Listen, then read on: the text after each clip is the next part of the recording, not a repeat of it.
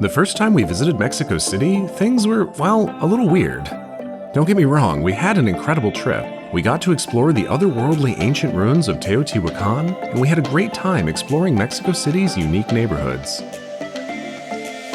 But now that Mexico City has fully reopened, we knew we had to go back. Did you know that Mexico once had an emperor from Austria? I didn't either, but it's true, and his palace is right here in Chapultepec Park. A short walk away is the National Museum of Anthropology, home to the famous Aztec Sun Stone that was discovered right here in Mexico City.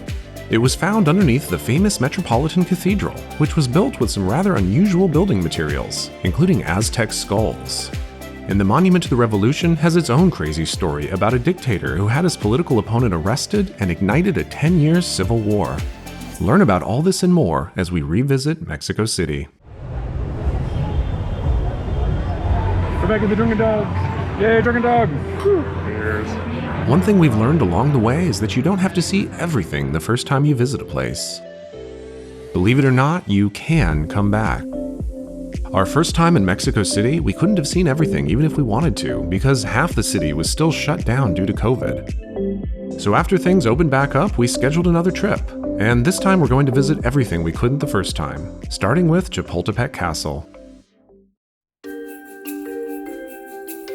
Atop a hill overlooking Mexico City's sprawling Central Park sits the stately manor that was once the residence of a Spanish viceroy, an Austrian archduke, and many of Mexico's former presidents. While there are many skip-the-line tickets you can buy online, I'd recommend just going there. Tickets only cost 85 pesos, or about $4 US, and there is no wait to get in. The walk up the side of the hill is fairly steep, and this is by design. Chapultepec Castle was built not just as a royal residence, but also as a strategically important military fortress. We're off to see the castle. Hey boys, have fun storming the castle. It's from a movie, bro. Is it?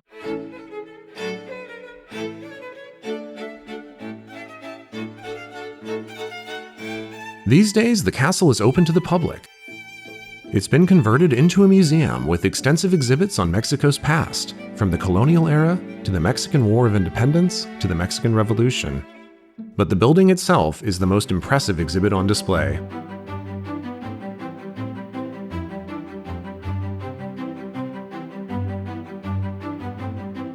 And the castle's elevated position provides some incredible views of the city surrounding it. So why is there a castle in the heart of Mexico City? Well, Chapultepec Castle was originally commissioned by a Spanish viceroy for use as his personal residence in 1785, but he died only 2 years after construction began. It sat vacant until 1833, when the castle was converted into a military college, and this is going to be very relevant just a few years later. You see, in 1846, the United States declared war on Mexico, seeking to expand its territory, and Chapultepec Castle wound up playing a key role in the conflict. Ever heard the US Marine Corps hymn from the halls of Montezuma? Well, it's talking about these halls. As the US advanced, Chapultepec Castle was defended by a garrison of about 1,000 soldiers, most of them cadets from the military college. The US sent a force of over 7,000 to conquer it, and unsurprisingly, they ultimately prevailed. But only after a bloody and prolonged battle. When the Mexican general finally ordered the retreat, 6 cadets refused to stop fighting.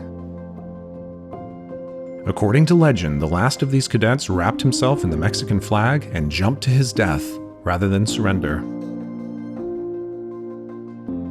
The story of Los Niños Héroes, the heroic children, is well known in Mexico. The massive monument El Altar a la Patria at the entrance to Chapultepec Park commemorates these boy heroes, with each pillar representing one of the cadets. But the story of Chapultepec Castle doesn't end there. Some 20 years later, it would find a new purpose as the royal residence for Mexico's new emperor. Yes, emperor. To understand how this happened, let's step back a bit. The 19th century in Mexico was characterized by a constant military conflict between 2 major factions. On one side were the conservatives, led by General Santa Anna, the same guy who was at the Battle of the Alamo. The conservatives were pro-church and favored a strong central government. On the other side of the aisle were the liberals, led by Benito Juárez, who advocated a separation of church and state and were all about individual freedom and democracy. The liberals and conservatives had been at war with each other, like not metaphorically, I mean actual war with actual guns. And each side had been financing their war efforts using money borrowed from European countries, most notable of whom was France. The liberals won the war, but France wanted their money back. They demanded that President Juárez repay not just what the liberals had borrowed, but also what his opponents, the conservatives, had borrowed. Juárez refused, and France sent in the troops. A little guy by the name of Napoleon Bonaparte saw this as an opportunity to expand his empire to Mexico. He conspired with Mexico's conservatives to overthrow Juárez and install a puppet government under the rule of Napoleon's younger brother Maximilian. French forces captured Mexico City, and in 1864, Chapultepec Castle was converted into a glamorous royal residence, complete with chandeliers, spiral staircases, and a stunning rose garden located on the roof.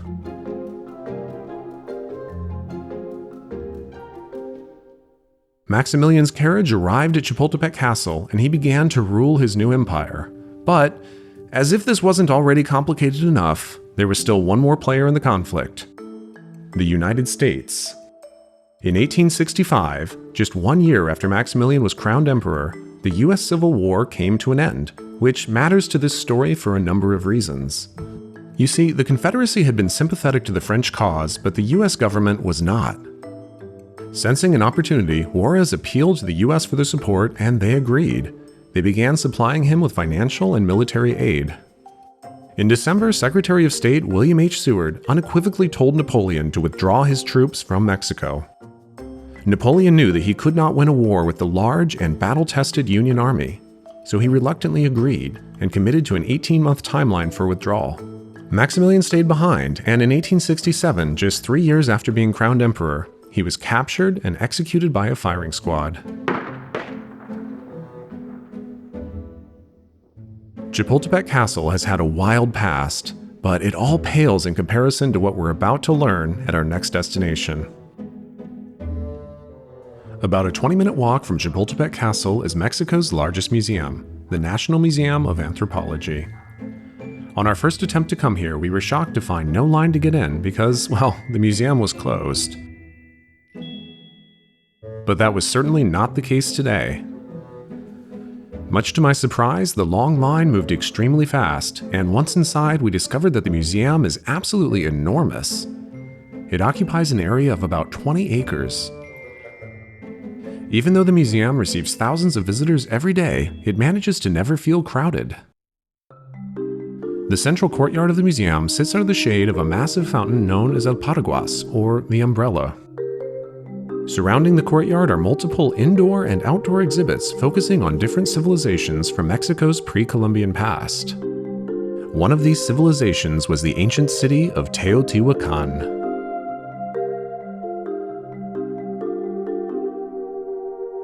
Teotihuacan was continuously populated for over a century. Its inhabitants constructed multiple pyramids on the site, the largest of which are known as the Pyramid of the Sun and the Pyramid of the Moon. The archaeological site of Teotihuacan is actually quite nearby to Mexico City, about a 60-minute car ride. Much of the ancient city is still intact, including its massive pyramids.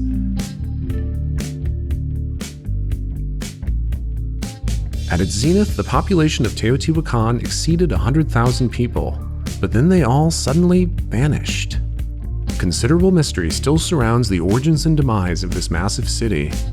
We're not exactly sure who built it, nor do we know why they left.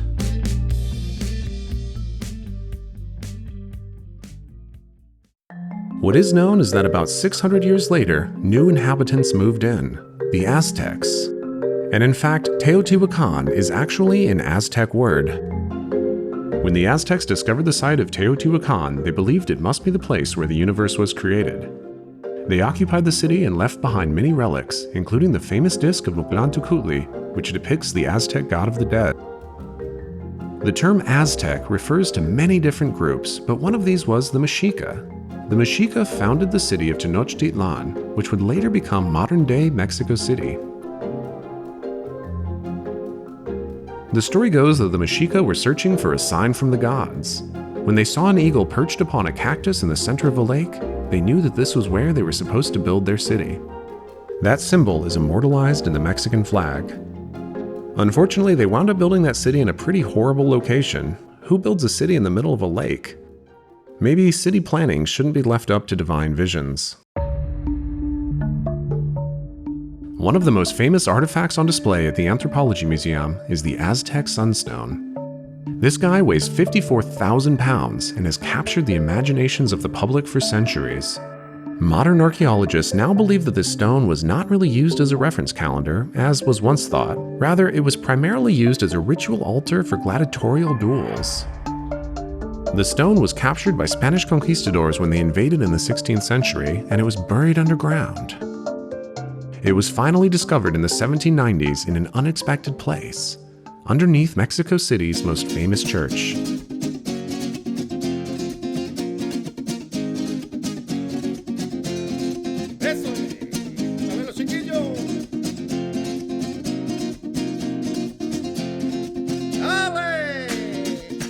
Mexico City's main square is known as El Zócalo, and it has been a popular gathering place for centuries.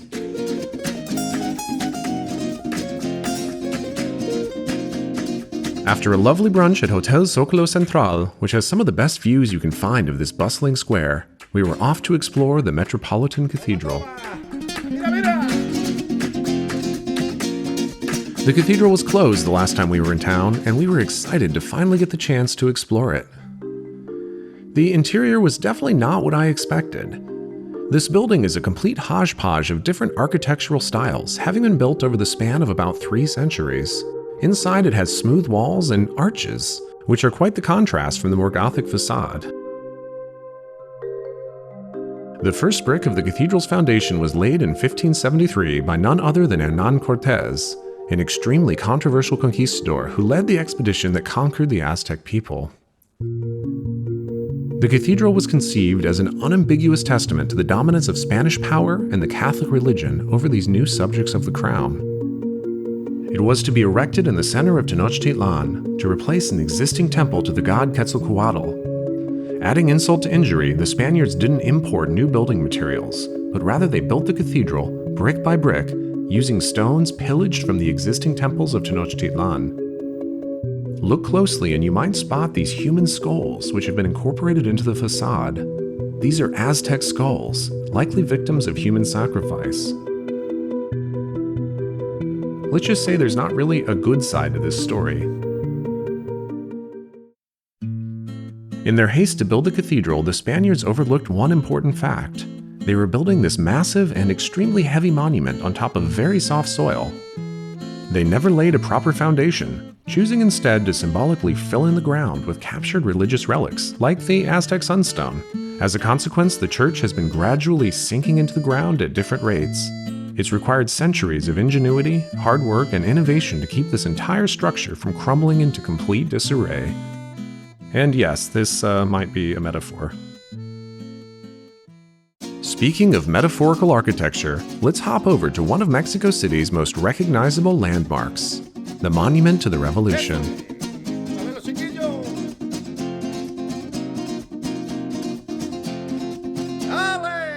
This colossal dome tower has been open to the public since 1938, but it's only had an elevator since 2010. Previously, visitors had to climb some 240 steps to get to the top.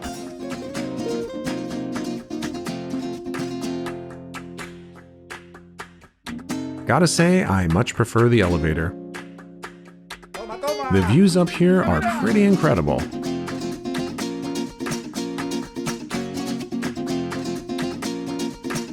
But if you really want to be able to say you actually made it to the very, very top, well, you're gonna have to climb a few stairs. And as a warning, this is not recommended if you're at all claustrophobic.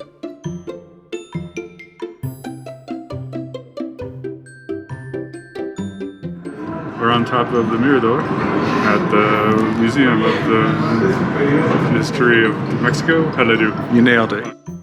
The view up here might not be all that different from where we just came from, but hey, if you're gonna go to a big old monument, you might as well make it all the way to the top, just to say you did. So what on earth is this monument all about? Well, downstairs there's an excellent museum that explains just that. The monument was originally intended to be Mexico's federal legislative palace, a sprawling government building that would house Mexico's congressional chambers. Construction on the legislative palace began during the administration of President Porfirio Diaz, who commissioned the project and even laid the first stone in 1910. Little did he know that this building would eventually become something of a middle finger to him and his entire presidency. You see, President Porfirio Diaz was a dictator. He served 7 terms as president, but the elections he won were either uncontested or rigged. In 1908, Diaz gave a surprising interview in which he stated that Mexico was ready for democracy and that he was going to retire. And so 2 years later, in 1910, a man named Francisco Madero decided to test this claim and he ran for president. But then Diaz changed his mind and he had Madero arrested. A few months later, Madero escaped from jail and he continued his campaign. In November, the election was held, and while Madero had garnered tremendous popular support, official election results would proclaim Diaz the near-unanimous victor. Madero called for revolt, and the Mexican Revolution began.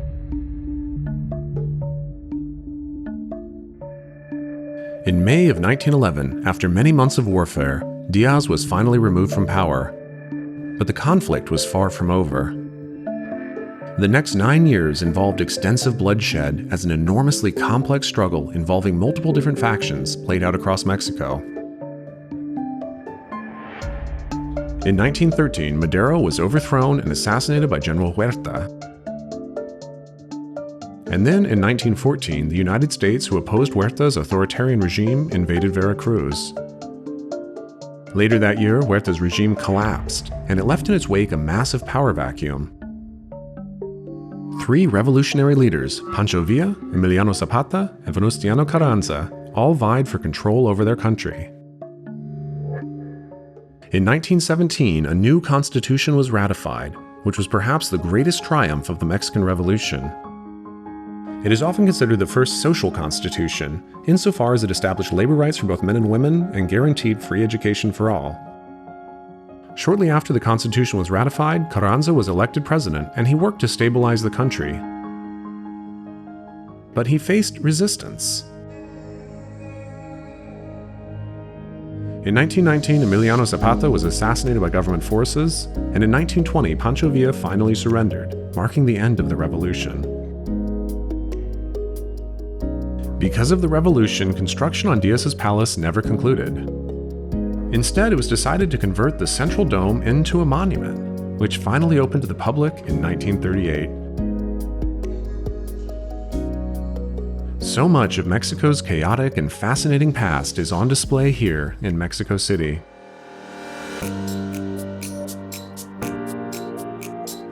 Every statue, every monument, every person has a story. From Teotihuacan to Tenochtitlan, to the Mexican Empire, to the Mexican Revolution, to modern times, Mexico's future is still unfolding right here in La Ciudad de Mexico. I hope that this video has inspired you to learn more about the history of Mexico and to come and visit this great city for yourself.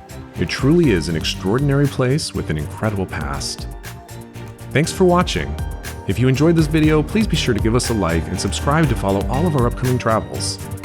In the meantime, be sure to check out one of our other great travel videos. If there's any place you're dying to know more about, let us know in the comments below. It doesn't take much to get us on an airplane.